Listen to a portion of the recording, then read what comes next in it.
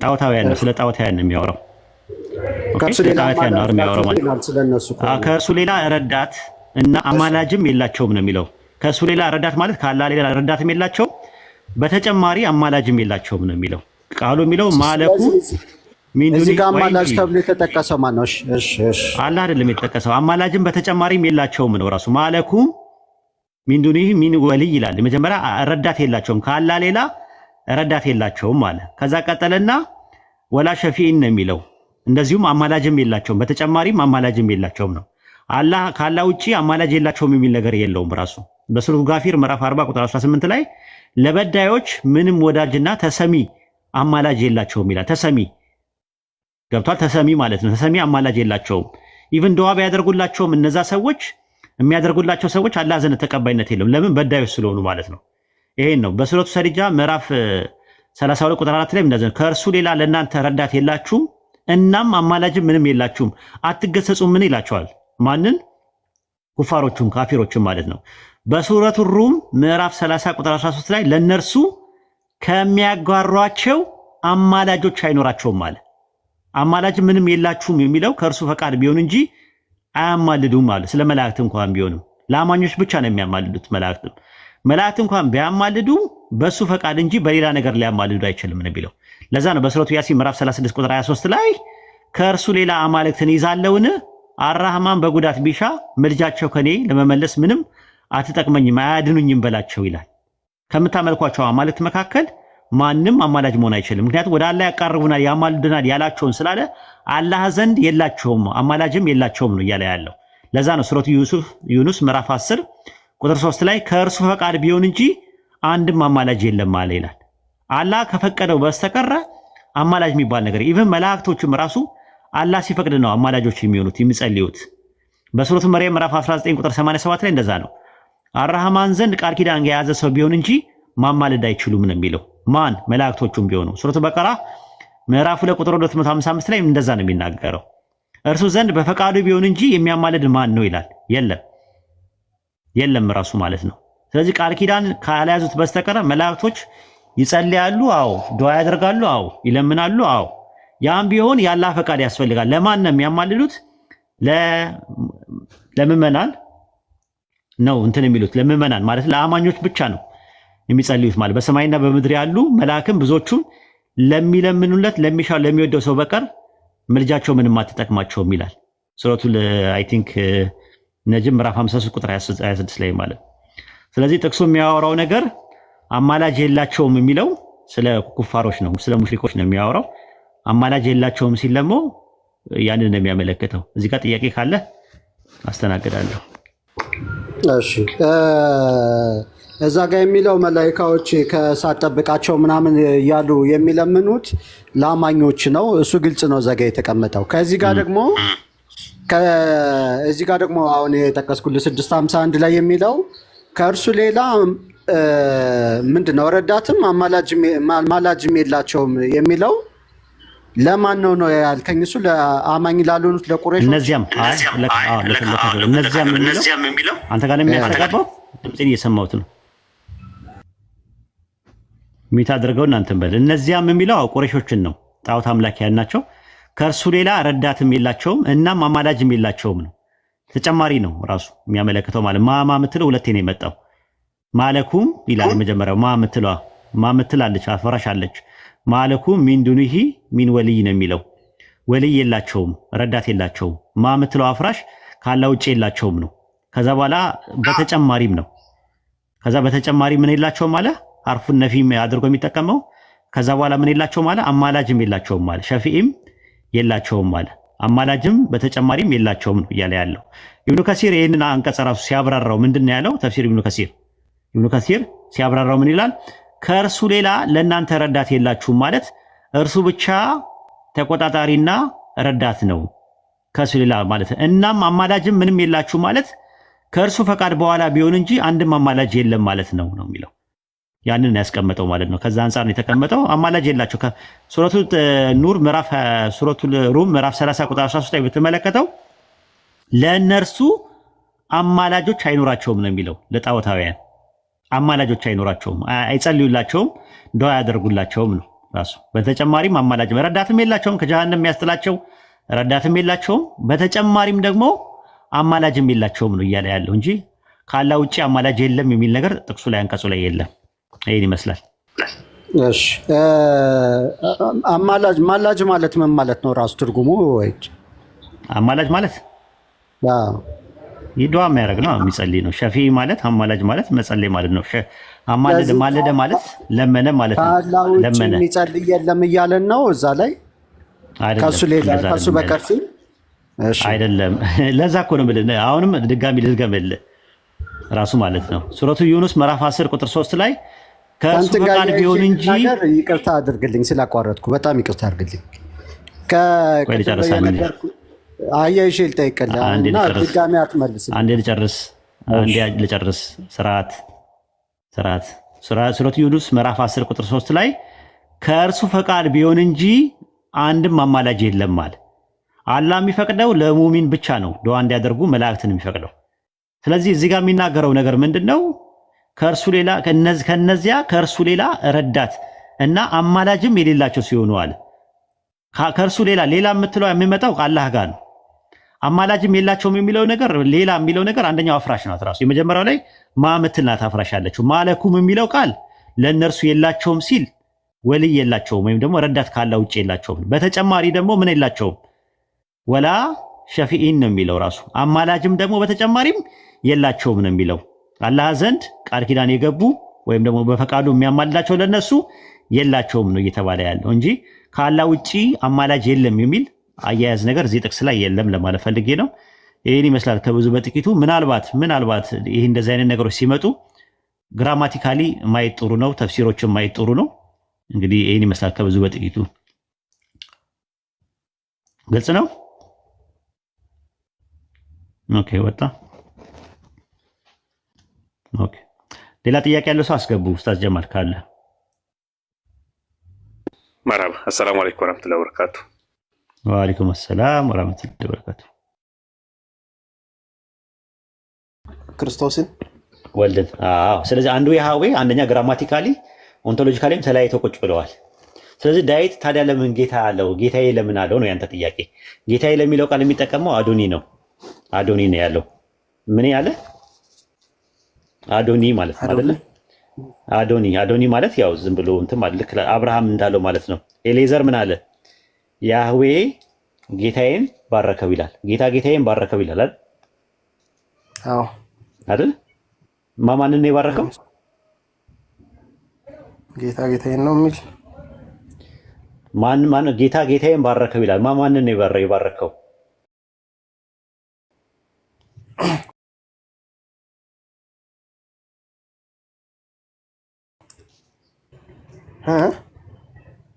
ማንን የባረከው? አንተ ለምንድን ነው ሌላ የምትጠይቀኝ? እኔ ቀጥታ አትመልስልኝም እንዴ? እየመለስኩልህ እኮ ነው። እየመለስኩልህ ነው ያለሁት እንድታውቀው ነው። ራሱ ጌታዬ ይላል። ባዩ ማን ነው? ለማን ነው ያለው? አሰላሙ አለይኩም ወራህመቱላሂ ወበረካቱ። እያወራን ያለው እኔ ዘፍጥረት 24:35 ነው ያለው። አይዞ 34:25 ነው። እኔ ጋር ስትመጣ ያው ችግሩ ምንድነው እንትን ነው አመጣለሁ ማስረጃዎችን ስለማመጣ ከዛ አንፃር ነው ራሱ ማለት ነው። እስቲ ዘፍጥረት 24:35 ላይ እንግሊዝኛውን አንድ ያውጣለት። እንግሊዝኛውን አውጣለት። እሺ እንግሊዝኛውን አውጣ። ጌታ ጌታዬን እጅግ ባረከው ይላል። ማንን ነው የባረከው? ይታያል። እግዚአብሔር ይታያል። ዘ ሎርድ ሃዝ ብሌስድ ማይ ማስተር ይላል። ከዛ አማርኛውን አድርግለት። አማርኛውን አድርግለት። ይታያል። እግዚአብሔር ጌታዬን እጅግ ባረከው ይላል። ባራኪው ማን ነው? እግዚአብሔር ነው። ጌታዬን የሚለው ማን ነው? ባዩ ማን ነው? ኤሌዘር ነው አይደል? ኤሌዘር የሚባል ሰው ነው። ጌታ የሚለው ማንን ነው? ኤሌዘር ነው። ኤሌዘር ምን አለ? እግዚአብሔር ጌታዬን እጅግ ባረከው አለ። ባራኪው ማን ነው? እግዚአብሔር ነው። አንድ እግዚአብሔር። ማንን ነው የባረከው? አብርሃምን ነው የባረከው። ማንን ነው ጌታዬ የሚለው? አብርሃምን ነው ጌታዬ የሚለው። ባዩ ማን ነው? ኤሌዘር አብርሃም ምን አለው? ጌታ ያለው። በአብርሃምና በኤሌዘር መካከል ኦንቶሎጂካሊ ዲፈረንስ አላቸው። ያው እነሱ ሰው ናቸው። ሁለቱም ሰው ናቸው። አዎ መሲሁና ኢየሱስና ዳዊትም ሁለቱም ሰው ናቸው። ግን ለአክብሮት ልክ ኤሌዘር አብርሃምን ጌታዬ አዶኒ እንዳለ ሁሉ ዳዊትም መሲሁን አዶኒ ብሎታል ማለት ነው። ጌታዬ ብሎታል። ተመሳሳይ ነው ቃሉ። አዶኒ የሚል ቃል ነው የምታነበው። ዘፍጥረት 18:12 ላይ እንዲያወጣለትና ቆይ ዘፍጥረት 18:12 ላይ ያወጣለት አማርኛው ሐሰን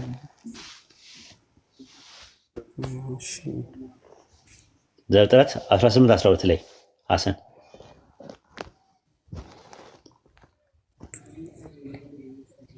ይታያል። ሳራም በልቧ እንዲህ ሲል ሳቀች፣ ካረጀው በኋላ በውኑ ፍቶት ይሆንልኛልን? ጌታዬ ፈጽሞ ሸምግሏል አለች። ማንን ነው ጌታዬ ሸምግሏል ያለችው? ሰማይና ምድር የፈጠረው አምላክ ሸምግሏል እያለች ነው። ሳራ ማንን ነው? አብርሃም ነው። ጌታዬ ለሚለው ቃል የገባው ምንድን ነው? አዶኒ ነው። ተመሳሳይ ነው። ለአብርሃም ነው ገባ። እሺ አዎ ዳዊት እግዚአብሔርን ጌታዬ ሲል ምንድን ነው የሚጠቀምበት ቃል?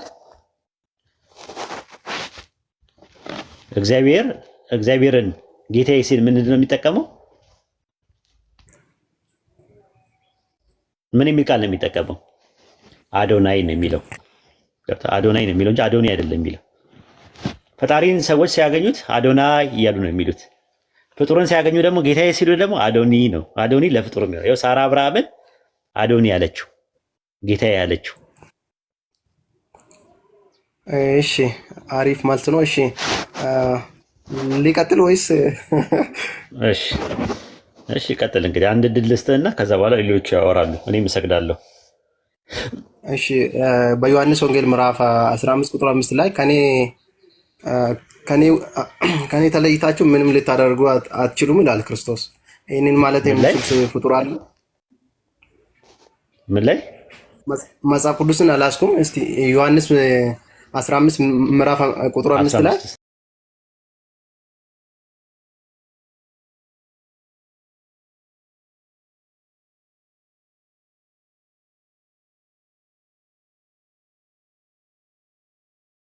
የሚለው ዮሐንስ ወንጌል ምዕራፍ 1 ማቴዎስ 15 እውነተኛ የወይን ግንድ እኔ ነኝ፣ ገበሬውም አባቴ ነው። ፍሬ የማያፈራው በእኔ ያለው ቅርንጫፍ ሁሉ ያስወግደዋል፣ ፍሬ የሚያፈራውን ሁሉ አብዝቶ እንዲያፈራ ያደርገዋል። እናንተ ስለነገርኳችሁ ቃል አሁን ንጹሐን ናችሁ።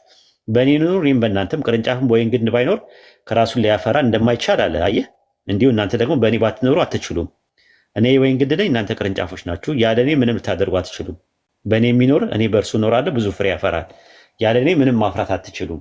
የምታፈሩት ፍሩቴጅ የምትሆኑት እምነት ነው፣ በእኔ ካመናችሁ በኋላ ነው።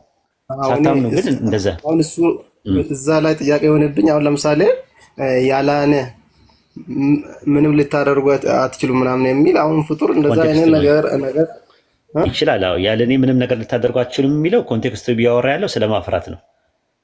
ፍሬ የምታፈሩት ካመናችሁ በኋላ ነው። መልካም ስራ የሚመጣው ከአመናችሁ በኋላ ይመጣል። መልካም ስራ የሚመጣው ማለት መልካም ስራ ፍሬ ነው። የመንፈስ ፍሬ የምንለው ፍቅር፣ ሰላም፣ ደስታ ምናምን ነገር የሚባለው ነገር ከዛ ነው። በስጋ የሚዘራ መበስበስን ያጭዳል፣ በመንፈስ ግን የሚዘራ ከመንፈስ የዘላለም ሕይወት ያጭዳል ነው። ስለዚህ ልታፈሩ ምን በሉ ይላል? መልካም ስራን ለመስራት አትታክቱ። መልካም ስራ ግን እንዲረዳ ካስፈለገ ኢማን ይፈልጋል፣ እምነት ይፈልጋል። እምነት በጣም መልካም ስራ እንድሰራ ያደርግሃል ነው እያለ ያለው። እሺ አመሰግናለሁ። ቢጠይቅ ደስ ይለኛል። ያው ጠይቅ፣ እንግዲህ ያልገባ ነገር ካለ ጠይቅ። እሺ መላእክት የእሱ የሆኑና እሺ የትኛው ልጠይቅህ? እሺ እስቲ መዝሙረ ዳዊት ምዕራፍ 8 ቁጥር 2 አውጣልኝ እስቲ። መዝሙረ ዳዊት ከመላእክት ይልቅ በጥቂት አሳነስከው የሚለውን ነው የክብርና የምስጋና ጥቅም የሚለው ወይስ ምስጋናን ለራስ አዘጋጀ የሚለው? አዎ እሱን አንብብና እሱ እኔ እኮ በጣም የሚገርመኝ ነገር ምን እንደሚገርመኝ ታውቃለህ? አንድ በምጠይቁት ጥያቄ በአጠቃላይ በቃ የተበላ ነው። በቃ ምን እንደሆነ አላውቅም። ገና ልጠይቁ ስትሉ ራሱ እኛ ቀድመን ማወቃችን ነው ራሱ የሚገርመው ማለት ነው። የሚገርመው ማለት ነው። አረ ቀላል መዝሙረ ዳዊት ምዕራፍ 8 ቁጥር 2 ላይ እያወራ ያለው ስለ አብ ነው።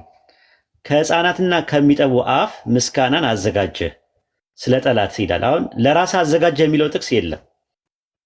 በጣም የሚያሳዝነው ነገር ማለት እንዴት ሰውን ትሸውዳላችሁ በዚህ ደረጃ? ምስጋናን ለራስ አዘጋጀ የሚለው የማቴዎስ ወንጌል ላይ ያለው ጭማሪ ነው። ለራስ የሚል ነገር የለውም። እሱን ከፈለጋችሁ ማቴዎስ ወንጌል ምዕራፍ 21 ቁጥር 16 ላይ አዎ እዛ ላይ ምን ይላል? ለራስ የሚል ነገር የለም። ወላሂ ለራስ የሚል ነገር ካለ ነው ይቀጣለሁ። አማርኛ ላይ ነው እኮ የጨመሩት፣ እንግሊዝኛ ላይ እንኳን የለም። ራሱ 16 ላይ ማለት ነው። አንዴ አሰን እያወጣልኝ ለራስ ዩርሰልፍ የሚለው ነገር የለም። ያው ይሄ በክርስቶስ ኢየሱስ ግን ነው ተፈጽሟል። ግን ምን እንደሆነ አስረዳለሁ እኔ። ለራስ የሚለው ነገር የለችም ነው። ለራስ የምትለው አይለችም።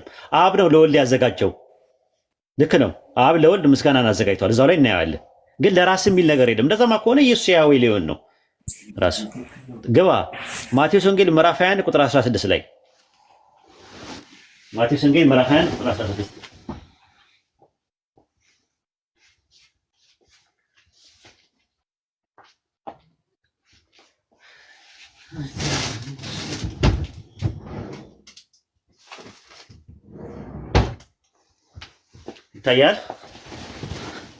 ይታያል።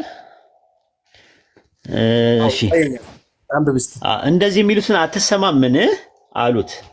ኢየሱስም እሰማለሁ፣ ከሕፃናትና ከሚጠፉ አፍ ምስጋናን አዘጋጀ የሚለው ቃል አላነበባችሁምን አለ። የሚለው ቃል ላይ ብትሄድ ለራስ የሚል ነገር የለም። አዘጋጁ ለወልድ ነው ያዘጋጀው። ለራስ የሚል ነገር የለም። እንግሊዝኛው ላይ አድርገለት። ለራስ የሚል ነገር ካለ እኔ እቀጣለሁ። ለራስ የሚል ነገር የለም። ይታያቸዋል። ይታያል። ፍሮም ዘ ሊፕ ኦፍ ዘ ችልድረን ኤንድ ኢንስታንት ዩ ሃቭ ኦርደንድ ፕሬዝ አለ። ምስጋናን አዘጋጀ ነው የሚለው እንጂ ለራስ የሚል ነገር የለም። ለማን ነው ያዘጋጀው? አዘጋጁ አብ ነው። ያዘጋጀው ለወልድ ነው። ወደ ጥቅሱ እንሂድ። መዝሙረ ዳዊት ምዕራፍ 8 ላይ ገባለት አንዴ። ጥቅሱ የተጠቀሰበትን ጥቅስ አሁን ቆይተን ልናየው ነው። አዘጋጁ ማን ነው? አብ ነው። ለማን ነው ያዘጋጀው? ለወልድ ነው ያዘጋጀው። ተከታተሉኝ በደንብ አድርጋችሁ። ይታያል።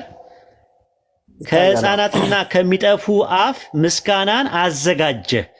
አዘጋጁ ማን ነው? አብ ነው የሚያዘ። ከዛ በኋላ ምን ይላል? ጠላትና ቂመኛን ለማጥፋት የጣቶችን ስራ ሰማያትን ባየው ጊዜ ጨረቃና ከዋክብት አንተ የሰራቸውን ታስቦ ዘንድ ሰው ምንድን ነው? ትጎበኛው ዘንድ የሰው ልጅ ምንድን ነው?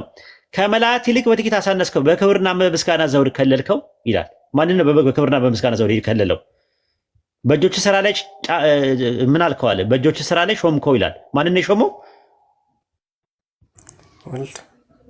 ወልድ ነው የሾመው። ምስጋናን አዘጋጀህ አለው። ከዛ በኋላ የምስጋናውን ዘውድ ጫንክለት አለ። ጫኙ ማን ነው? አብ። እያወራ ያለው ማን ነው? ምስጋናን አዘጋጀ እያለ የሚያወራው ማንን ነው? መዝሙረኛው አብን ነው ወይስ ወልድን ነው? እሺ ወጀፍስቱ ላይ ማንን ነው ምስጋናን አዘጋጀህ እያለ የሚያወራው ማንን ነው? እያወራ ከላይ ጀምሮ እያወራ ያለው ማን ነው? ከሕፃናትና ከሚጠቡ አፍ ምስጋናን አዘጋጀህ ስለ ጠላት ቂመኛ ካለ በኋላ ታስቦ ዘንድ ሰው ምንድነው? ተጎበኘው ዘንድ የሰው ልጅ ምንድነው? ከመላእክት ይልቅ በጥቂት አሳነስከው፣ የክብርና የምስጋናን ዘውድ ጫንክለት እያለ በሁለተኛ መደብ እያወራ ያለው ማንን ነው?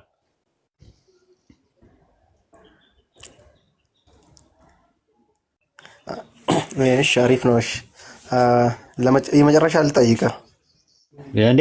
መጀመሪያ መልስልኝ እንጂ አስረግጥልኝ እኮ ነገርኩህ እኮ ይሄን እኮ ጨረስን እኮ። ማንን ነው አዘጋጀህ የሚለው? ታች ወርዶ ለወልድ ስለሆነ እናገራል እኮ ታች። ስለዚህ ምስጋናን ያዘጋጀው ማን ነው? ያው እሱ እግዚአብሔር ነው። ለማን ያዘጋጀው? ለወልድ ነው። አመንክ ማለት ነው። በቃ ሻለ ያዘው እንድሰል የሚያስገድድ ሰው አለ? አይ ዋይድ። እሺ እስቲ አሁንም ልጠይቃ። ከጠየቅኩማ በደንብ ነው የምጠይቅህ። እሺ እሺ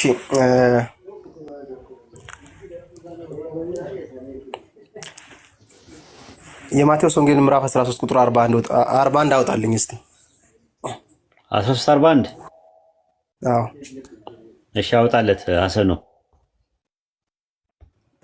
ፋፊሻ ሰው ሲገባ ኤክስፓንድ የነበረው ያጥራል ራሱ ማለት ፋፊሻ ስትገባ እንትን አለ ማለት ነው፣ ተገለበጠ ማለት ነው። ኦኬ ቀጥል አሰኑ።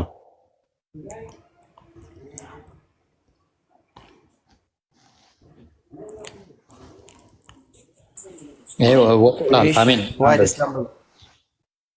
እሺ አንብቡልን እስቲ የሰው ልጅ። እሺ ዋይድ አንብብልን፣ እዚሁ ጠይቃለሁ። እሺ ትጠይቀኛለህ? ኧረ አንብብልኝ አንተ። የሚያስፈራ ጥቅስ እያመጣ ከተደበድበኛለህ። ኧረ ቶ እኔ እኮ ሳይንስ ነው እንጂ ስለ እምነት እኮ አላጠናውም። እኔ አንዳንድ ነገሮች አያለሁ እንጂ። እሺ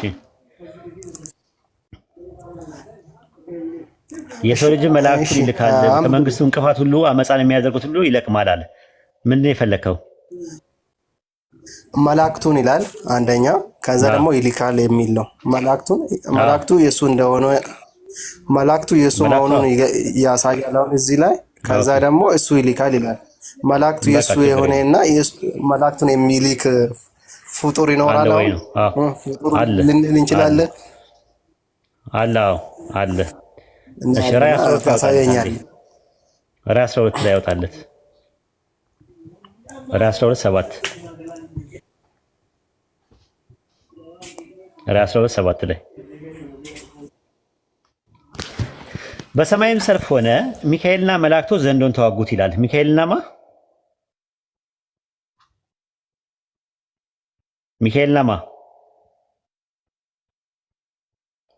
ማን? አሚን። እሺ ሚካኤልና መንገድ ዘሎ ነው ይላል። ሚካኤልና ዘንዶ የተዋጉት ማን ናቸው? ሚካኤልና ማን ናቸው? ዘንዶ የተዋጉት ዘንዶ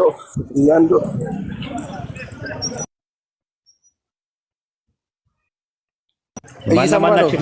ድምፁ ስለሚረብሻችሁ እኮ ነው። እኔ ዝም አልኩ እኮ። ማን ናቸው የተዋጉት? ሚካኤልና መላእክቱ ዘንዶን የተዋጉት ማን ናቸው የተዋጉት? ሚካኤልና ማን? ዘንዶ ይልህ አንተ ደግሞ ዘንዶ ይብላልልህ መንገድ ላይ ነው ያለው። ሚካኤልና መላእክቱ ዘንዶን ተዋጉት ይላል። ሚካኤልና ሂዝ ኤንጀልስ ይላል። መላእክቱ የሚካኤል መላእክቶች። ሚካኤል እንዴት መላእክት ይኖረዋል? እስቲ እንግሊዝኛውን አድርግለት አንድ ጊዜ አሰን። አይ በቃ መንገድ እየሄደ ስለሆነ ቆይ እንጂ ዋናው ነገር ሚካኤል ኤንድ ሂዝ ኤንጀልስ ይላል። የማን ኤንጀልስ ናቸው መላእክቶች? የማን ኤንጀልስ ተብለዋል መላእክቶች? የማን መላእክት ተብለዋል? የማን መላእክት ተብለዋል? የማን መላእክት ተብለዋል?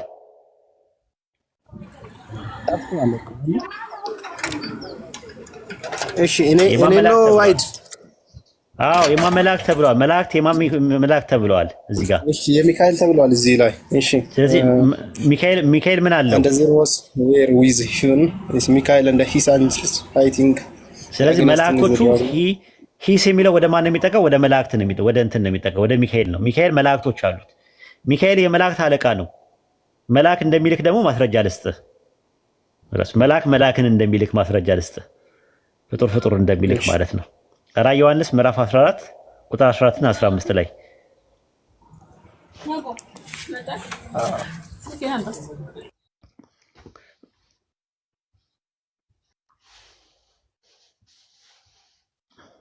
ራዕይ ዮሐንስ ምዕራፍ 14 ቁጥር 14 እና 15 ላይ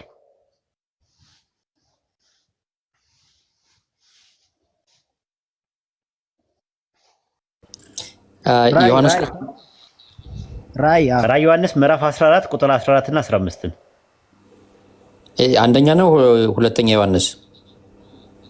ራዕይ ዮሐንስ ነው ያልኩህ። ራዕይ ዮሐንስ አብሽር። እሺ አብሽር ስራ ላይ ልትሆን ትችላለህ። እሺ ራዕይ ዮሐንስ ምዕራፍ 14 ቁጥር 14 እና 15 እሺ ራዕይ ዮሐንስ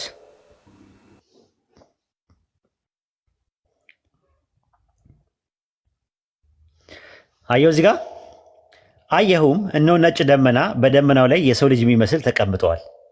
ማን ነው የሰው ልጅ የሚመስል የተቀመጠው? አሚን። አስበላኝ እኮ አሪፍ ፖይንት ላይ ጮማ የሆነ ጥያቄ ጠይቆኝ ነበረ።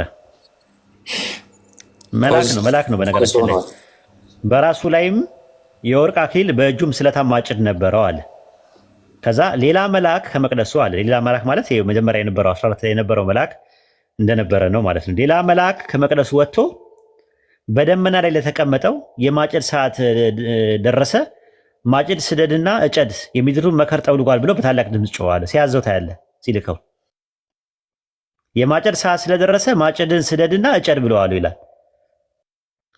መልአኩን ይልከዋል፣ ያዘዋል። ልጨምርላችሁ ማለት ነው። ልጨምርልህ ዘካርያስ ምዕራፍ 2 ላይ ቁጥር 3 እና 4 ላይ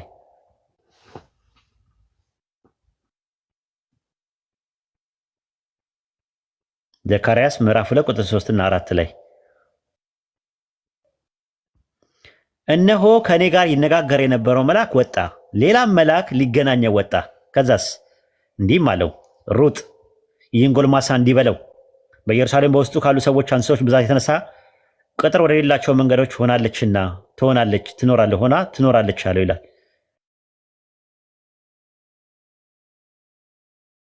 ሲያዘው ታያለህ። ስለዚህ መልአክን ሊያዘው ይችላል። ግልጽ ነው። መልአክን ሊያዘው ከቻለ ማቴዎስ ወንጌል 28:19 ላይ ስልጣን ሁሉ በሰማይና በምድር ለኔ ምን አለኝ ተሰጠኛል። ምን አለኝ ተሰጠኛል። ከዛ አንደኛ ጴጥሮስ ምዕራፍ 3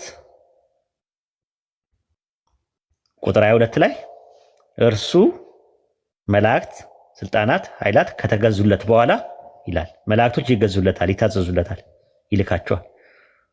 ማን ነው እንዲገዙለት ያደረገው? ሁሉ ተገዝቷል ሲል ሁሉን ካስገዛለት በቀር መሆኑ ግልጽ ነው። ሁሉ ከተገዛለት በኋላ ግን ልጁ ራሱ ሁሉን ላስገዛለት ምን ይላል?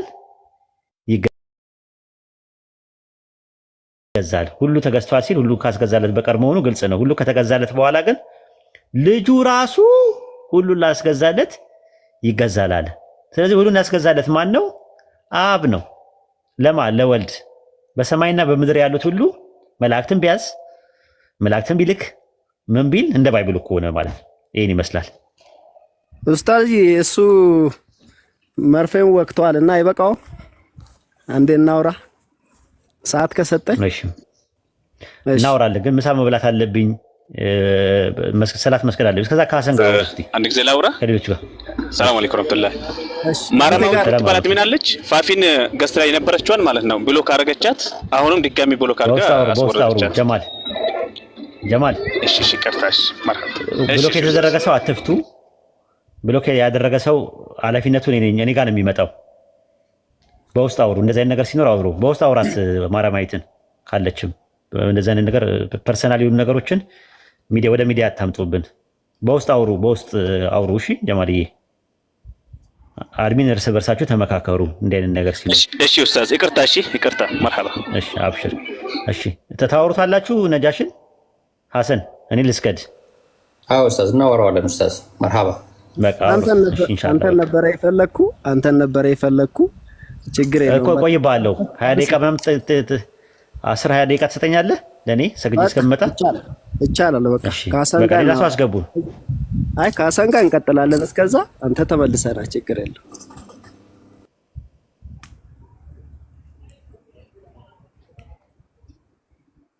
ሐሰን ጥያቄ ካለ እስከዛ ጠይቀኝና። ነጋሽ እንዴት ነህ? አለው ሐሰን እንደምን አለ? ደህና ነኝ። ጥያቄ ልጠይቅህ ክርስትና ላይ ጠይቀኝ፣ ችግር የለም። እሺ ኢየሱስ እግዚአብሔር ነው? በመጽሐፍ ቅዱስ ኢየሱስ የእግዚአብሔር ልጅ ኢየሱስ መሲህ እንደሆነ ኢየሱስ ክርስቶስ እንደሆነ የሚመሰክር እንጂ እግዚአብሔር እንደሆነ የሚመሰክር የነቢያትና የሐዋርያት ትምህርት የለም። ስለዚህ እኔ ኢየሱስ ማን ነው ለምታምነው ከሆነ እኔ ኢየሱስ የእግዚአብሔር ልጅ፣ የእግዚአብሔር ነቢይ፣ የእግዚአብሔር ሊቀ ካህን፣ ብዬ ማመን ነው እንጂ እንደዛ አላምንም። ኢየሱስ እግዚአብሔር ነው ብዬ አላምንም። ምክንያቱም አንድ እግዚአብሔር አለ፣ በሰውና በእግዚአብሔር መካከል አንድ አለ፣ እሱም ደግሞ ሰው የሆነው ክርስቶስ ነው ስለሚል ቃሉ። ስለዚህ ይሄ ሰው የሆነውን ሰው ክርስቶስንና ደግሞ እግዚአብሔር የተባለውን ሁለቱንም አንድ ላይ አላስቀምጣቸው፣ ምክንያቱም የተለያዩ ስለሆኑ ማለት ነው። በጣም ጥሩ። አምላክም አይደለም ብለህ የምታምነው? ኢየሱስ አምላክ ነው ብዬ ነው የማምነው። ምክንያቱም አምላክ ነው አምላክ ነው ብዬ ነው የማምነው። መጽሐፉ እንደምለው አምላክነቱ የሚመለክ ነው።